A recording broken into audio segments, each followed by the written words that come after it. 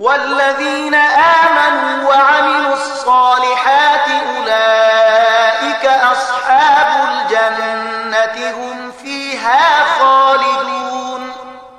او کوم خلق چې ایمان راوړي او نیک عملونه وکړي هغوی جنتیان دي او په جنت کې به هغوی تل اوسیږي.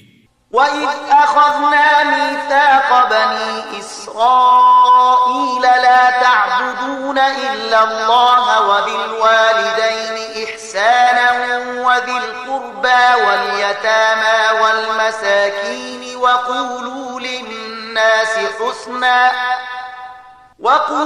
للناس حسنا وأقيموا الصلاة وآتوا الزكاة ثم توليتم إلا قليلا منكم وأنتم معرضون. او په یاد ولره له بني اسرائیلو نه مونږ کلک پیمان اخیستی وو چې له الله نه پرته به د هیڅ چا عبادت نه کوئ. له مور او پلار سره، له خپلو خپلوانو سره، له یتیمانو او مسکینانو سره به غوره چارچلند کوئ. خلکو ته به ښې خبرې کوئ، لمونځ کوئ او زکات ورکوئ. خو له لږ کسانو پرته نور تاسې ټول له دې پیمان نه واوښتلی او اوس هم مخ اړوونکي. وإذ أخذنا ميثاقكم لا تسفكون دماءكم ولا تخرجون أنفسكم من دياركم ثم أقررتم وأنتم تشهدون. او لږ غوندې په یاد ولرئ موږ له تاسې نه کلک پیمان اخیستی وو چې په خپلو منځو کې یو د بل وینې مه تویوئ او نه یو بل له کوره بې کوره کوئ. تاسې د دې اقرار کړی وو، تاسې په خپله په دې شاهدان یې. ثم أنتم هؤلاء تقتلون أنفسكم وتخرجون فريقا منكم من ديارهم تظاهرون عليهم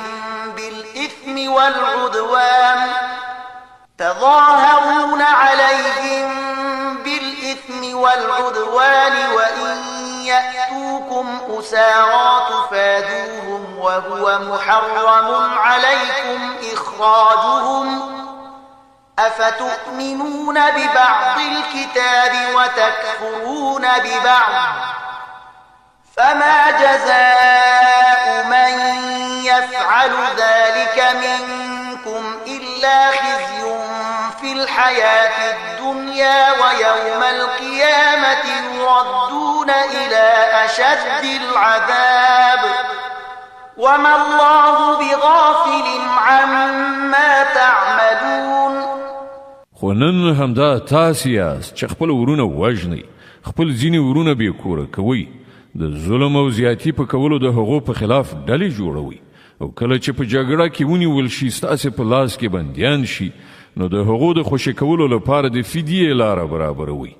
په داسې حال کې چې له کورونو څخه د هغو ایستل له سره پر تاسې حرام، نو آیا تاسې د کتاب په یوه برخه ایمان راوړئ او په بله برخه یې کافر کیږئ؟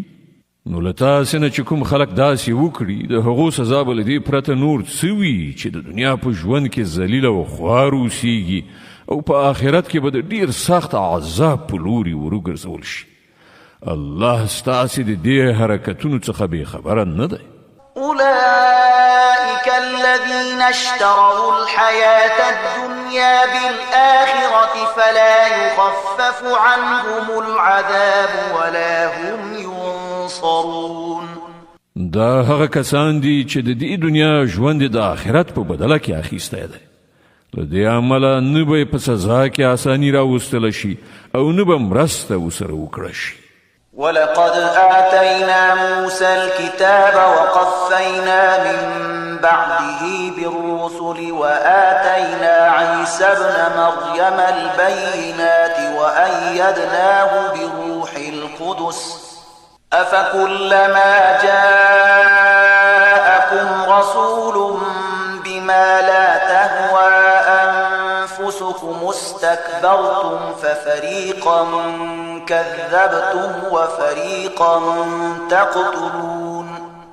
مونږ موسی ته کتاب ورکړ، له هغه وروسته مو پرلپسې پیغمبران ولیږل، په پای کې مو عیسی ابن مریم له روښانه نښو نښانو سره ولیږه او په سپېڅلي روح سره مو د هغه مرسته وکړه. هر کله چې کوم پیغمبر ستاسې د نفسي غوښتنو په خلاف کوم شي سره تاسې ته راغلی دی نو تاسې ورڅخه سرکشي کړې ده. څوک مو دروغجن ګڼلي دي او څوک مو وژلي دي. وقالوا قلوبنا غلف بل لعنهم الله بكفرهم فقليلا ما يؤمنون. غوی وایي زموږ زړونه پوښل شوي دي. نه، اصلي خبره دا ده چې د هغو د کفر له امله الله پر هغو لعنت کړی دی. له دې کبله هغوی ډېر لږ ایمان راوړي. ولما جاءهم كتاب من عند الله مصدق لما معهم وكانوا من قبل يستفتحون على الذين كفروا فلما جاءهم ما عرفوا كفروا به فلعنة الله على الكافرين. اوس چې کتاب هغو ته د الله له لوري راغلی دی دوی له هغه سره څه راخیستي دي؟ سره له دې چې دا کتاب د هغه کتاب تصدیق کوونکی دی چې له پخوا نه له دوی سره موجود او سره له دې چې د دې کتاب له راتګ نه مخکې دوی په خپله د کفارو په مقابله کې د فتح او نصرت دعاګانې کولې. خو کله چې هغه کتاب راغی چې وی پیژانده هم نو د هغه له منلو یې انکار وکړ. د خدای لعنت دی وي په دې منکرانو. بئس ما اشتروا به أنفسهم أن يكفروا بما أنزل الله بغيا أن ينزل الله من فضله على من يشاء من عباده فباءوا بغضب على غضب وللكافرين عذاب مهين. څومره بده وسیله ده چې پر هغې سره دوی خپل ځانونه ډاډه کوي.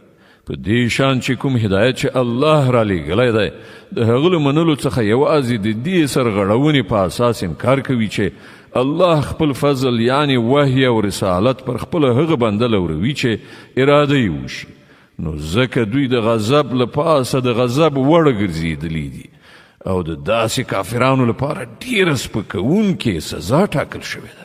وإذا قيل لهم آمنوا بما أنزل الله قالوا نؤمن بما أنزل علينا ويكفرون بما وراءه وهو الحق مصدقا لما معهم قل فلم تقتلون أنبياء الله من قبل إن كنتم